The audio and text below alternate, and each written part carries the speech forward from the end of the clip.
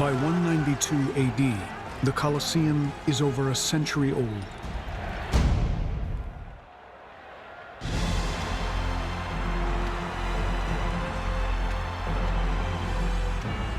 Emperor Commodus has a surprise.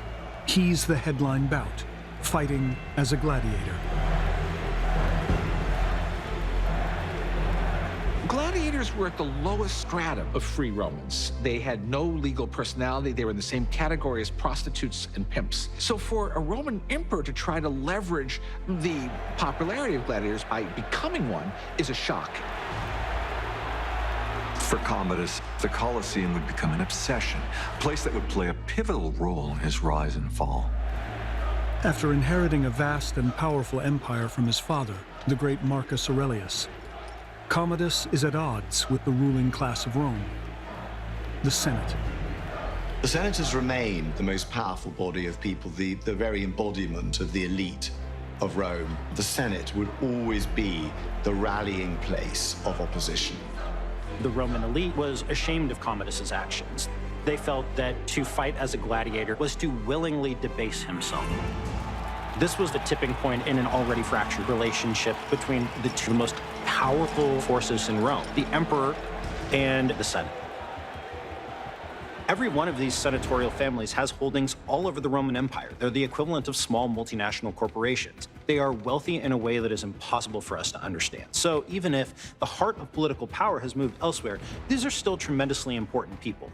And so the Senate is dangerous.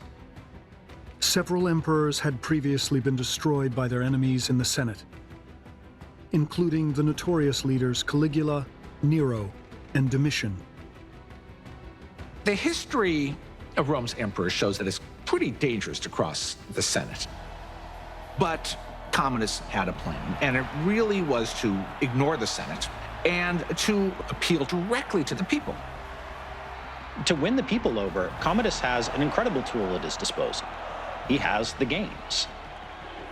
Less than a year into his reign, Commodus throws lavish games to celebrate the end of his father's barbarian wars.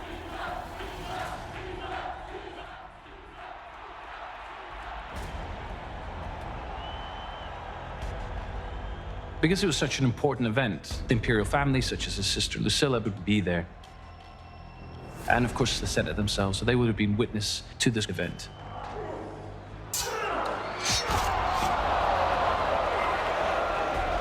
For the Senate, they understand that this is an absolute joke. Triumphal games were put on at the end of great wars fought for many years, wars that established the power of Rome. This was the opposite of that, and yet here he was parading himself as some sort of triumphant general. But it's not the Senate Commodus is trying to impress. Emperors could communicate with the people in the Colosseum. In those days, you didn't see the emperor very much, except at triumphs after great victories abroad, and in the Colosseum, where he appeared in his box. And the crowd had a chance to express what they thought of him, too. The Colosseum fostered an active, dynamic relationship between the people and the emperor. And one can imagine thousands and thousands of people chanting what they want, encouraging the emperor in what he's doing, in sponsoring and being generous, and putting on a show for them. It was kind of like a contract. I am giving these games to you. You need to honor me. It's extraordinary for an emperor to take to the sands himself. This is not something that's expected of elites, let alone the emperor.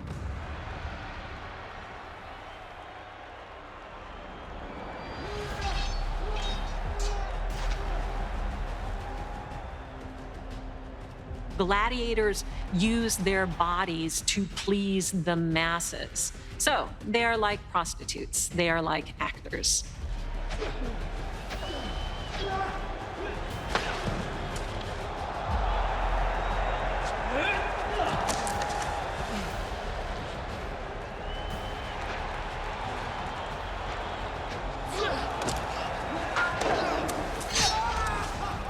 It would have been hard for the ruling class to accept any of Commodus's actions. They were cultured people, they were educated people. And so the fact that one of them would degrade himself to that degree that he's going to present himself in the same profession of the scum of the scum.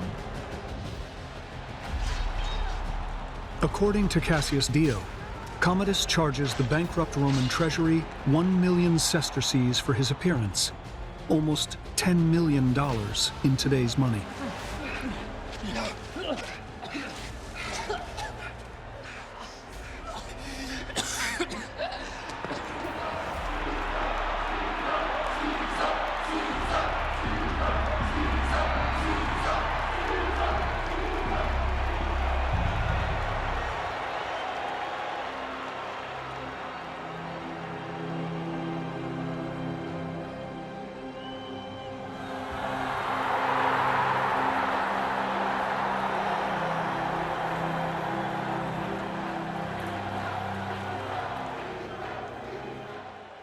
After the Games, Commodus embarks on a still grander project. He intends to rebuild Rome with himself at the center.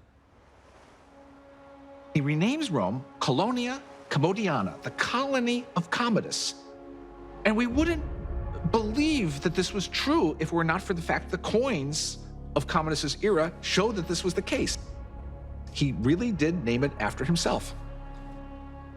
Commodus goes into overdrive. The Romans are going to be called Commodiani.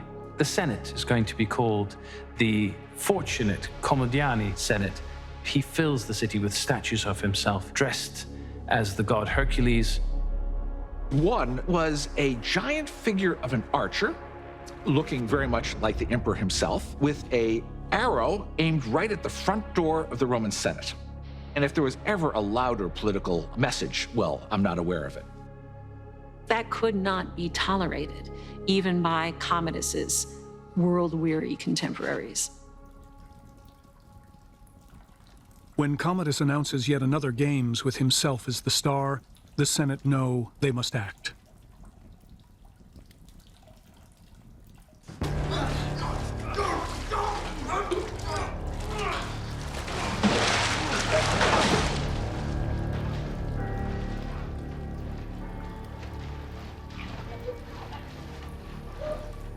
Commodus meets his end at the hands of his gladiatorial trainer, at the hands of Narcissus, acting on the orders of the Senate.